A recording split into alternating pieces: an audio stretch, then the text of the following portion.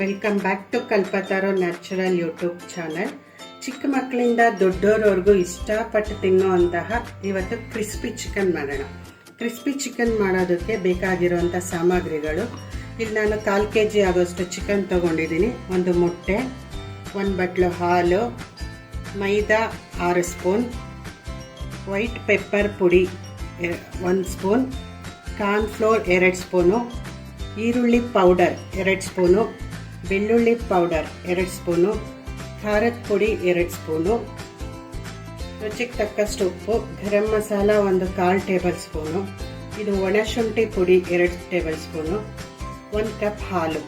ಇಷ್ಟು crispy chicken ಮಾಡೋದಕ್ಕೆ ಬೇಕಾಗಿರುವಂಥ ಸಾಮಗ್ರಿಗಳು. ಈಗ ಹೇಗೆ ಮಾಡೋದು ಅಂತ ನೋಡೋಣ ಬನ್ನಿ. ಫಸ್ಟ್ ನಾವು ಡೀಪ್ ಫ್ರೈ ಮಾಡೋದಕ್ಕೆ ಆಯಿಲ್ನ ಹೀಟ್ ಮಾಡೋಣ. ಫಸ್ಟ್ ಡೀಪ್ ಫ್ರೈ ಮಾಡೋದಕ್ಕೆ ಆಯಿಲ್ನ ಬಿಸಿ ಮಾಡ್ಕೊಳ್ಳೋಣ. ಫಸ್ಟು ಚಿಕನ್ ಮಾಡೋದಕ್ಕೆ ಒಂದು ಪೌಡರ್ ಮಾಡ್ಕೋಬೇಕು.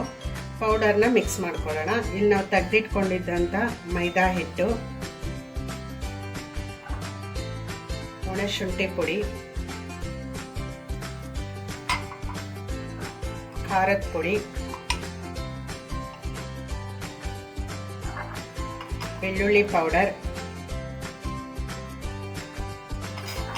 ಈರುಳ್ಳಿ powder,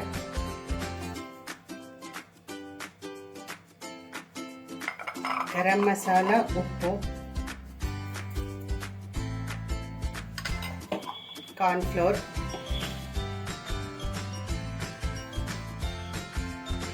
white pepper powder. White pepper powder ಇಲ್ಲ ಅಂದರೆ ಬ್ಲ್ಯಾಕ್ ಪೆಪ್ಪರ್ ಕೂಡ ಹಾಕೋಬೋದು.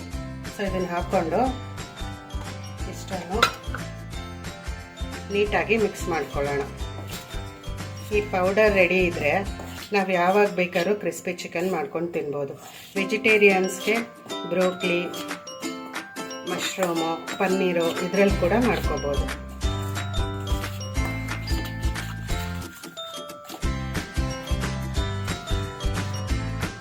ಈ ಪೌಡರ್ ಚೆನ್ನಾಗಿ ಮಿಕ್ಸ್ ಆಗಿದೆ.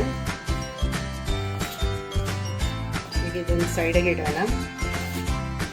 ಈಗ ನಾವು ಇನ್ನೊಂದು ಬೌಲ್ ತೊಗೊಂಡಿದ್ದೀವಿ. ಅದಕ್ಕೆ ನಾವು ತೊಳೆದಿಟ್ಕೊಂಡಿರುವಂಥ ಚಿಕನ್ನು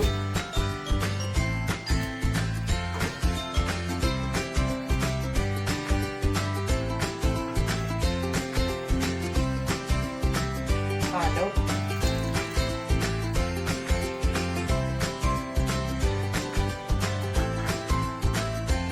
ಒಂದು ಮೊಟ್ಟೆ,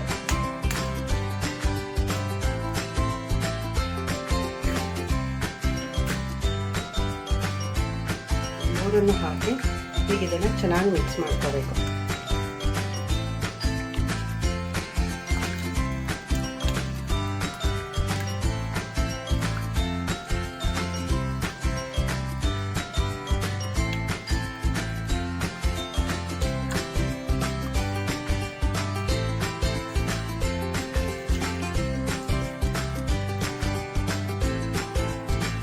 ಈಗ ಇದು ನೀಟಾಗಿ ಮಿಕ್ಸ್ ಆಗಿದೆ. ಮಾಡಿಟ್ಕೊಂಡಂಥ ಪೌಡರ್ನ ತಗೊಳ್ಳೋಣ.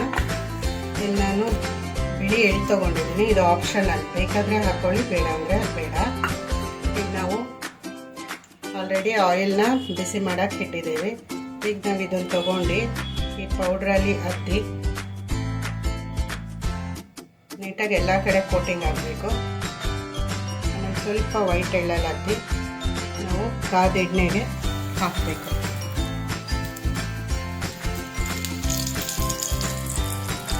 ಮೀಡಿಯಂ ಫ್ಲೇಮಲ್ಲಿರಲಿ.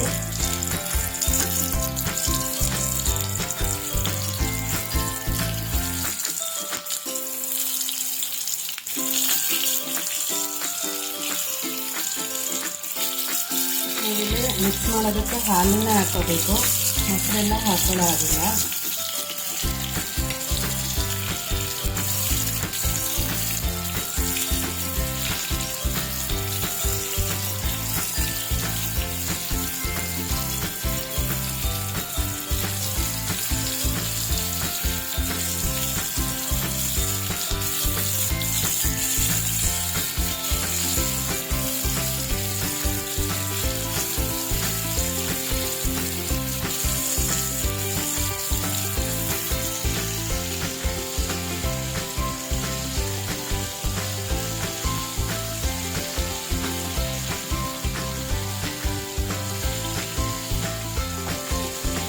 ಮಕ್ಕಳಿಂದ ದೊಡ್ಡವರವರೆಗೂ ತುಂಬ ಇಷ್ಟಪಟ್ಟು ತಿಂತಾರೆ.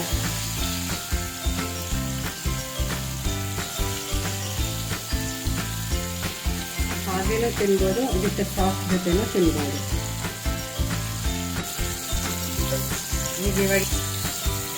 ಈಗ ತಕ್ಕೊಳ್ಳೋಣ. ಚೆನ್ನಾಗಾಗಿದೆ.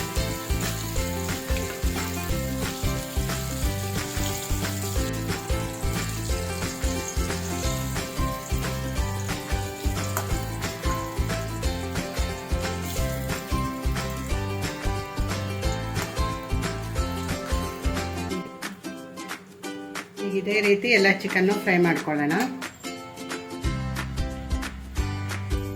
ಮನೆಯಲ್ಲೇ ಮಾಡ್ಕೊಂಡು ತಿನ್ಬೋದಾದಂಥ ಹೆಲ್ತಿ ಕ್ರಿಸ್ಪಿ ಚಿಕನ್ ರೆಡಿ ಆಗಿದೆ.